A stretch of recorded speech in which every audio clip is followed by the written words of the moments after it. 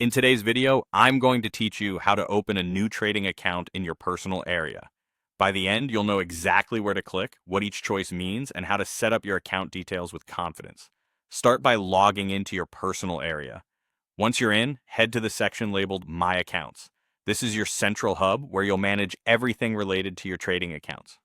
If you don't see it immediately, look along the main navigation menu. It's usually easy to spot and accessible from your dashboard. Next, click Open New Account.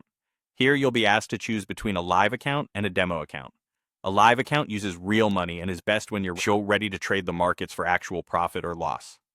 A demo account uses virtual funds and is perfect for practicing strategies, learning the platform, and getting comfortable without financial risk. Pick the one that fits your current goal. You can always create the other type later. Now choose your trading platform, MT4 or MT5, and your account type, such as Standard or Pro.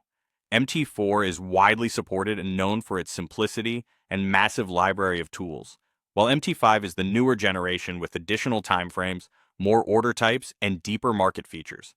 As for account types, standard accounts typically include the spread and the price, whereas pro-style accounts often feature lower spreads with a separate commission. If you're unsure, standard is a solid, beginner-friendly option. It's time to set up the account details. Select your account currency. Choosing the currency you plan to deposit and withdraw in can help reduce conversion fees. Set your leverage thoughtfully. Leverage multiplies your market exposure, which can amplify gains but also losses. If you're new to trading, consider starting with moderate leverage until you understand how it affects your positions. Create a strong trading password. Use a long, unique passphrase with a mix of letters, numbers, and symbols.